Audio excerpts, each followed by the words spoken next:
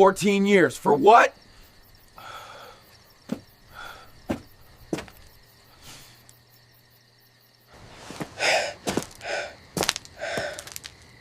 That's the look on his face when he realized it wasn't her. This is Vicky Madge, love stories with morals that touch the heart. Let's begin. I still remember the look on his face when he realized it wasn't her. I was standing by the back porch, smoking a clove, when Justin stormed out of the house, shirt half-buttoned, fists clenched, breathing like he'd just run a marathon in hell. His eyes were wide, like he'd just seen a ghost or got hit by a truth he wasn't ready for. He didn't say much. Just sat down on the steps, silent, staring into the dark night like the stars had lied to him. And in a way, they had. Let me back it up a little. My name's Uncle Ray. I run a small garage in Greenville, South Carolina. Been around long enough to know when love is real and when it's just noise. The story? Oh, it was real. Too real. It didn't belong in our world of quick likes, dating apps, and ghosted texts. It was something deeper, like those old stories Grandma used to tell on the porch swing. It all started with Justin. He was 25 when he rolled into town in that beat-up navy blue pickup, looking for a fresh start. Said he was tired of the city, wanted to work with his hands. Said he'd do anything to learn the trade. I took him in at the shop. Hardest working kid I ever met. Didn't matter if it was brakes, busted engines, or oil-stained concrete. Justin gave it 110%. But that ain't what kept him in town. Her name was Nancy. Sweet girl. Lived across the street from the church. She had that kind of beauty that wasn't loud, brown eyes that looked like they carried secrets and hope all at once, curls that caught the sun just right, and a laugh you only heard if she really trusted you. She came by the garage one Saturday, car trouble. I watched Justin try not to stare, but Lord, he was gone the minute she smiled at him. And she saw him too. I mean, really saw him. Not just another guy with grease on his jeans. They started talking. First it was slow, coffee runs, long walks, a little flirt here and there. But then it was like lightning. They were inseparable. If she had a poetry event downtown, he was front row. If he was under a hood till midnight, she brought food wrapped in foil and love. Everyone knew what was coming. Even her dad. Now her father, Mr. Lionel? He was not the cuddly type. Real estate mogul, owns half the strip mall and a church parking lot too. A proud, clean-cut, rule-heavy man. And he did not like Justin. Said he was too broke. Too ordinary. Not on Nancy's level. But Justin? That boy didn't flinch. He went to Lionel, straight up, no games. Told him, "Sir, I want to marry your daughter. I'll work for you, prove myself. However long it takes." Lionel looked him up and down, like he was a smudge on his windshield. Then he said something that changed everything. "Work for me for 7 years. No shortcuts. No handouts. 7 years. And maybe then, I'll consider giving Nancy my blessing." I expected Justin to walk. Heck, I would have walked. But he just nodded. No hesitation. No begging. Just, "Yes, sir." That boy became a machine. He worked Lionel's properties, day and night. Cleaning up foreclosures. Laying tile. Repainting rentals. Weekends, holidays, even when he had the flu, Justin showed up. Never complained. Never stopped loving Nancy. And Nancy? She waited. She stood by him, even when her friends said she was crazy. Even when some rich boy from Charlotte tried to sweep her away. She kept writing him notes on sticky pads, kept bringing him lemonade in the heat. People talked. Called him foolish. Called her desperate. But they didn't see what we saw. That love wasn't made in one night. It was earned in every sacrifice, every tired step, every quiet tear when no one was looking. Year 7 came fast, and it was magical. The wedding was set. We all showed up. Lights, music, joy in the air like perfume. But here's where things went sideways. Justin had never spent the night at Nancy's place before. They were waiting, old school, you know? But that night, after the reception, after the champagne and first dance, the woman in the bedroom wasn't Nancy. It was Lena, Nancy's older sister. Quiet, always in the background. Never smiled much. A good girl, but never there. Turns out Lionel had made another deal. Said Lena needed to marry first. Said he couldn't let his legacy go out of order.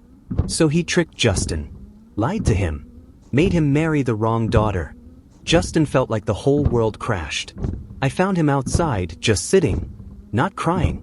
Just broken in that way men don't talk about. He'd given 7 years. And for what? But you know what he said when I asked him what he'd do? He looked up and said, "If it takes 7 more, I'll do it. I'm not leaving without her." And that's where we are now. He started again. Year 1, round 2. Still working. Still waiting. Still believing. And Nancy? She's still waiting too. This story ain't over. But if you believe love is worth fighting for, if you've ever waited, hoped, or held on longer than you should have, then hit that like button, drop a comment below telling us how long you'd wait for love, and subscribe to the channel so you don't miss what happens next. Because trust me, you need to see how this ends. You ever seen a man walk past the woman he loves and pretend he don't feel a thing? I did. For 7 years straight. Justin walked past Nancy like she was air. Not because he didn't love her anymore, but because he had to. That was the deal. After the whole wedding night switch, everything changed. Lionel sat Justin down the next morning like he didn't just destroy a man. Said, "You want Nancy? You still want her? Work for me another 7 years. Starting today. No complaints." Justin didn't even blink. He just stood up and said, "Then I'm clocking in." But let me tell you something. These 7 years? They weren't like the first ones. They were darker, dirtier, heavier. Lionel didn't just want Justin to work. He wanted to break him. Now Justin wasn't just painting houses and fixing leaky roofs. He was digging septic lines with his bare hands.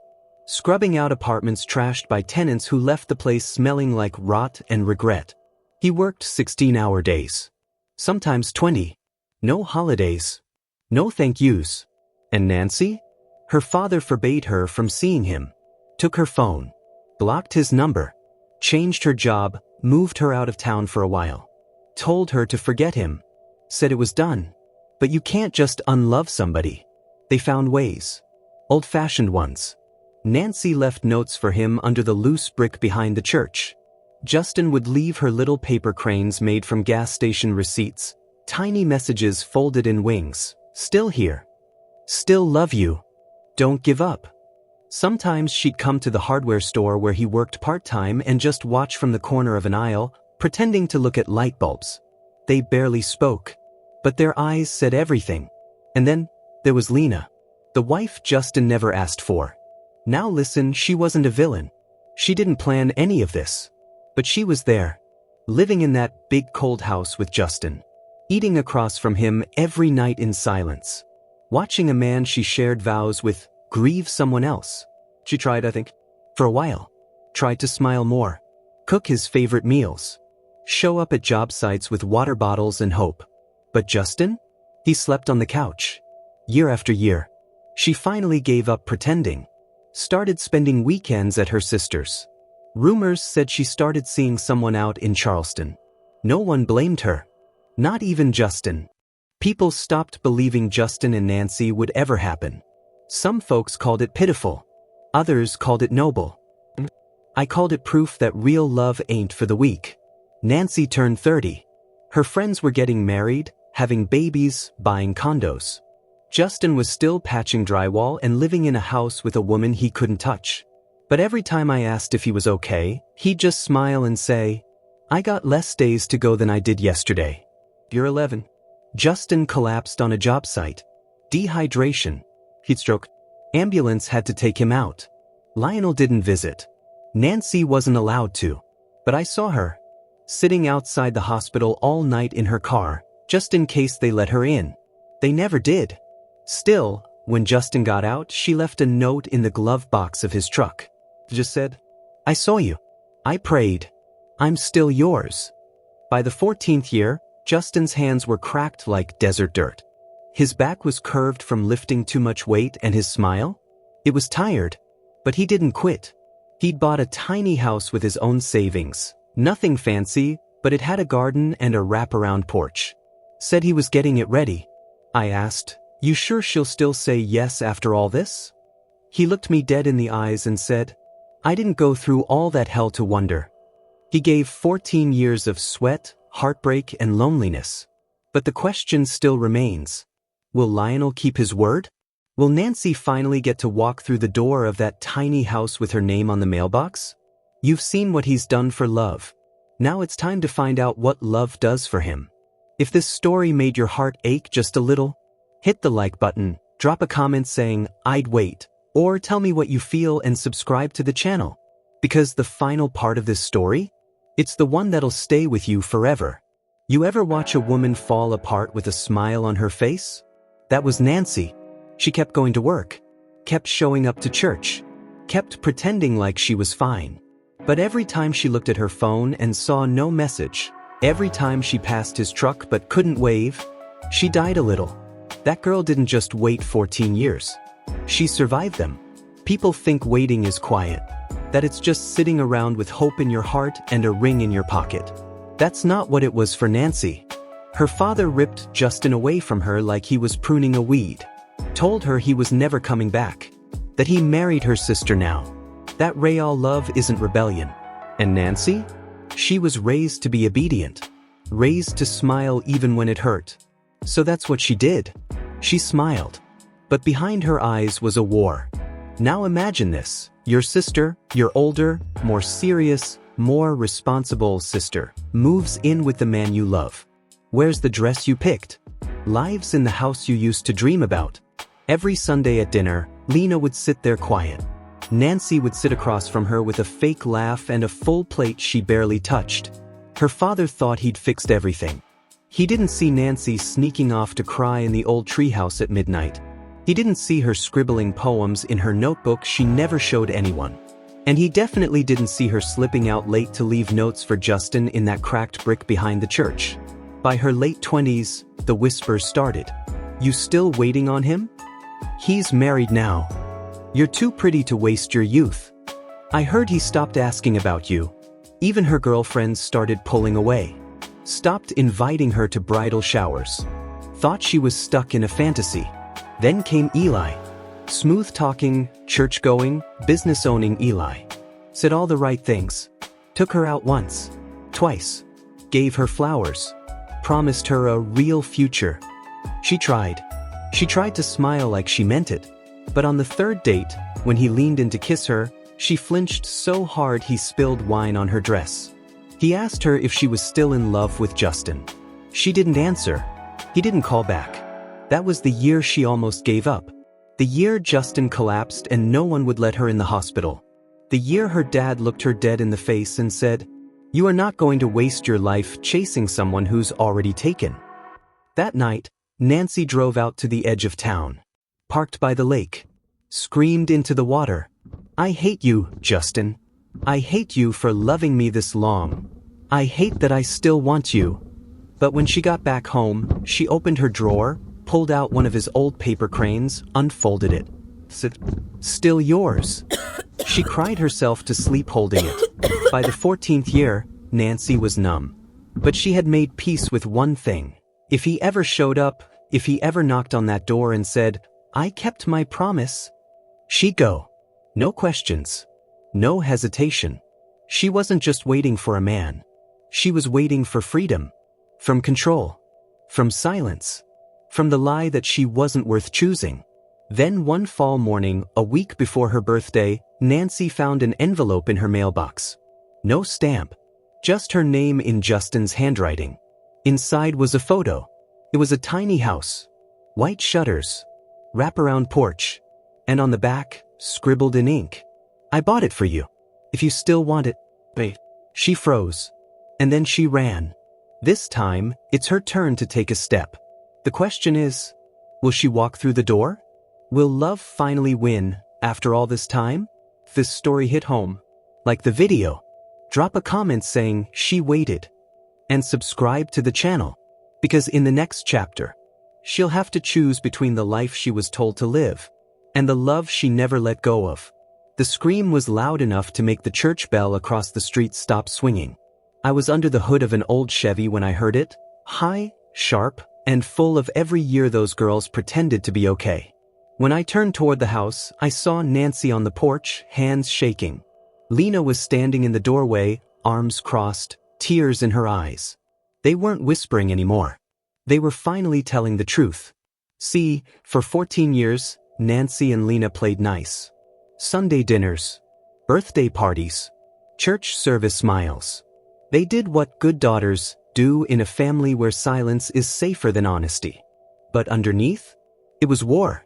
Lena married Justin by accident. Nancy loved him by destiny. And both of them spent over a decade pretending they weren't bleeding. That envelope Justin left in Nancy's mailbox? The one with the house? Lena found out. Not from Nancy. Not from Justin. From Lionel. He stormed into the kitchen waving the photo like it was a crime scene. "You're not going anywhere," he told Nancy. "You're staying here. You have responsibilities. And your sister is still your sister." Nancy didn't say a word. She just folded the envelope, grabbed her coat, and walked out the front door. Lena caught her on the porch. "Nancy," she snapped, voice shaking. "You think you can just walk away and be with him now?" Nancy turned slowly. "I waited 14 years. You had him in your house. You knew he didn't love you." Lena flinched. "Oh, and you think that didn't hurt me?" she fired back. "You think it felt good waking up every morning next to a man who stared at the wall instead of me? Who couldn't say my name without choking on it?" Nancy's face crumpled. But she didn't back down. "Then why'd you let it go on?" "Because I didn't have a choice." Lena screamed. "Dad made the deal. I just kept hoping maybe he'd fall for me eventually." Nancy blinked fast. "But he didn't." "No," Lena whispered. "He didn't. And you knew that. You knew every time you smiled at him, every note you left, every poem you read at church, you were tearing me apart." There was silence. Then Nancy stepped forward. Voice steady. Tears forming. "I hated you for a long time. But not because you married him. I hated you because you pretended it didn't hurt. And because you let me believe I had to keep pretending too." Lena looked away, chin trembling. "I never meant to steal him," she said. Nancy nodded slowly. "And I never meant to hurt you." Then came the question no one wanted to ask. "If he had asked you to stay," Lena said, eyes locked on her sister's, "would you have?" Nancy hesitated. "No," she whispered. "I would have left with him every time." Lena broke. Shoulders slumped. Years of forced smiles crashed all at once. She didn't yell again. Didn't throw anything. Just turned around, walked inside, and closed the door. I watched it all from across the street. Wasn't my business to step in. Sisters got to fight sometimes. But that day, I learned something. Sometimes love don't just tear couples apart. It rips through families. And sometimes, the most painful part of loving someone is watching someone you love lose them too. Nancy walked off that porch with nothing but her keys and a folded photo. But she wasn't broken anymore. She was ready. The question now is, when she gets to that little white house, will Justin still be waiting on the porch? If this story shook you even a little, like the video, drop a comment saying, "That fight had to happen." And don't forget to subscribe, because the final chapter isn't about promises. It's about finally walking into what you prayed for. The porch light was on. That's the first thing Nancy noticed when she pulled up to the little white house. It was soft, flickering a little like it had been waiting too long to shine for someone. She parked her car, hands shaking, heart loud in her chest. And there he was, sitting on the steps, elbows on his knees, same beat-up boots, same tired eyes. But when he looked up and saw her, everything that hurt for 14 years just stopped. Justin didn't say anything at first. He just stood, took 3 slow steps toward her. Nancy dropped her keys, walked into his arms like they belonged there, because they did. No fancy speeches, no big music, just 2 people who never stopped choosing each other, even when the world tried to split them in half. She pulled the envelope from her coat pocket. "I came," she whispered. "I know," he said. They didn't wait long. 3 days later, they walked into the courthouse together. No big crowd. Just me, a clerk with a tired smile, and the sound of pens scratching on paper. Nancy wore a sky blue dress and her hair up in that messy way Justin always loved. Justin wore his cleanest shirt and those same scuffed boots. They said their vows with cracked voices and full hearts. When the judge said, "You may kiss the bride," Justin paused. "You sure you want this?" he asked softly one last time. Nancy looked him dead in the eyes and said, "I already had it. I'm just claiming it now." Later that evening, they went back to the little white house. A new doormat, 2 mugs, a porch swing Justin had built with his own hands. Just before sunset, there was a knock at the door. It was Lena. She didn't say much, just stood there holding a manila folder and a wrapped gift. Handed both to Justin. "Divorce papers," she said quietly. "Signed. Final. You're free." Then she turned to Nancy. "And this is for you." Nancy opened the gift. It was a photo of the 3 of them when they were kids. On a tire swing. Laughing. On the back, Lena had written, "It was never really about who won. It was always about who held on the longest. I see you now. Both of you." Then she hugged them both. The kind of hug that hurts but heals at the same time. And she left. No drama. No bitterness. Just grace. People always ask me if love like that still exists. If someone would work 14 years for love in a world where folks barely wait 14 minutes for a text back. And I tell them this. Love isn't always loud. Sometimes it's quiet, heavy, patient. Sometimes it's digging ditches, folding paper cranes, and sitting on porches waiting for a car to pull in. But when it's real, it always comes home. A year later, Nancy stood on that same porch holding a baby boy. Justin sat beside her, cradling his son in one arm and her hand in the other. I was there too, eating peach cobbler I didn't need, watching the sun go down. And you know what I saw? Not just a couple that survived the wait, but a family that earned the right to be happy. If this story gave you hope, like this video, comment, "Love always comes back," and subscribe to the channel. Because in a world that moves fast and loves short, maybe somebody out there needs to be reminded, the porch light's still on, and love hasn't forgotten you. Love ain't always loud.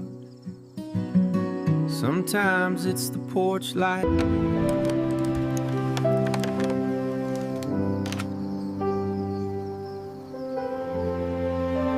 This is Vicky Madge, love stories with morals that touch the heart.